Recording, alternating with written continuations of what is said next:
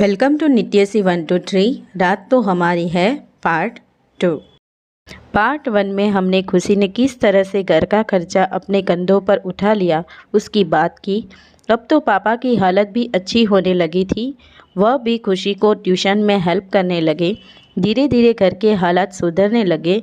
अब खुशी के पापा को लगा कि सब ठीक है, लेकिन तभी अचानक फ़ोन की घंटी बजी और सामने से आवाज़ आई, सर तो याद है ना, आ रहे हैं हम। यह सुन पापा घबरा गए, फुट फुट कर रोने लगे। क्या करूं क्या ना करूं सोचने लगे। तभी खुशी वहीं पर थी। उसने पापा को पूछा, क्या हुआ, किसका फ़ोन था, आप इतने घबराए हुए क्यों हैं? कुदरत भी क्या निराले खेल खेलती है, कहकर पापा ने खुशी को बताया कि हम पहले राजस्थान के एक गांव में रहते थे, जहां का नियम था कि गांव का कोई भी आदमी शहर नहीं जा सकता।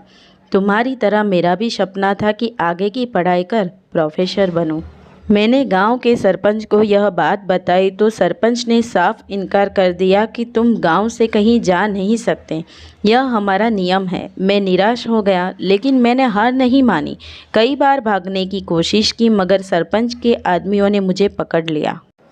मैं गिर गिराया और रोते हुए कहा कि प्लीज़ मुझे जाने दीजिए, मैं कुछ बनूंगा तो गांव का नाम भी तो रोशन होगा ना।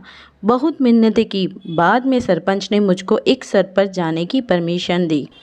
16 साल पूरे होने पर खुशी के पापा का गौना कर दिया था और 1 साल में तो छोटी सी प्यारी सी बच्ची खुशी उनके हाथों में थी।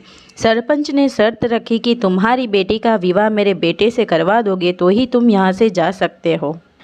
मैंने कहा, क्या कह रहे हो आप? आपका बेटा तो मेरी खुशी से 20 साल बड़ा है और खुशी बड़ी होगी तो उसकी उम्र तो कितनी बढ़ जाएगी। ऐसा मत करिए, कुछ और मांग लीजिए। मगर सरपंच माने नहीं। मैंने सोचा कि 20 साल के बाद तो बहुत कुछ बदल जाएगा, किसी तरह से मैं इस बात को टाल दूंगा। फिलहाल मुझे आगे की पढ़ाई कर प्रोफेसर बनना है। उन्हें हाँ कहकर उस बात को टाल दिया और दूसरे ही दिन अपने परिवार के साथ शहर में चला गया। मैंने अपना सपना तो पूरा किया, लेकिन अब मैं नहीं चाहता कि तुम्हारी शादी तुम्हारे से 20 साल बड़े लड़के के साथ हो। मुझे माफ़ कर दो बेटी, कहकर पापा रो पड़े। पापा को रोक खुशी बोली, डोंट वरी पापा, आपकी खुशी है ना, आप क्यों डरते हो? बेटी तुम उन लोगों को नहीं जानती, पापा आप खुशी को नहीं जानते, कहकर खुशी ट्यूशन में चली गई। खुशी ने अगले दिन ही सोच रखा था कि लड़के वाले आएंगे तो उनको अपने गलत गलत हरकतों से नाखुश कर दूंगी। कुछ ना हो तो लास्ट में किसी और से प्यार करती हूँ यह बहाना निकाल लूँगी। लेकिन होना तो भगवान के हाथों में ही लिखा होता है। दूसरे दिन जब लड़का घर के अंदर आया तो खुशी उसे देखते ही दंग रह गई। वह लड़का उससे उम्र से 20 साल बड़ा था, लेकिन लगता ही नहीं था। खुशी कुछ बोले उससे पहले ही लड़के ने कहा कि उम्र में खुशी से 20 साल बड़ा हूँ। मैंने खुशी का बरसों तक इंतज़ार किया है। उम्र में मैं बड़ा हूँ, लेकिन खुशी के प्रति मेरा इंतज़ार और मेरा प्यार सच्चा है। यकीन रखना कि मैं खुशी को अपनी पलकों में बिठा कर रखूँगा। यह सुन खुशी दंग रह गई। कुछ तो हो रहा था खुशी के साथ जो पहले कभी नहीं हुआ था, और खुशी भी मन ही मन उस लड़के को चाहने लगी थी।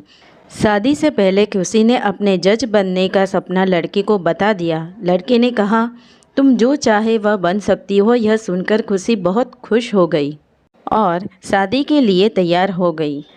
पापा ने खुशी को समझाया कि बेटा, यह तुम गलत कर रही हो, उस गांव में जाकर तुम्हें अपना सपना भूलना होगा। लेकिन तभी खुशी ने कहा कि उसने लड़के से बात कर ली है और उन्होंने हर हाल में खुशी का सपना पूरा करने का वादा किया है।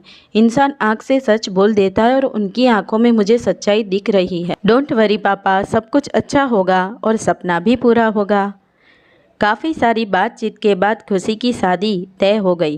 शादी 1 महीने के अंदर अंदर हो गई और वह राजस्थान जाने रवाना हो गई। आंखों में कई सारे सपने थे, घर के साथ साथ पढ़ाई भी कर लूँगी, यह सपना देख खुशी घर के लिए रवाना हो गई। लेकिन इतनी इजी लाइफ तो नहीं थी। राजस्थान में क्या हुआ, आगे क्या होगा, सुनिए पार्ट 3 में। बाय, जय श्री कृष्ण।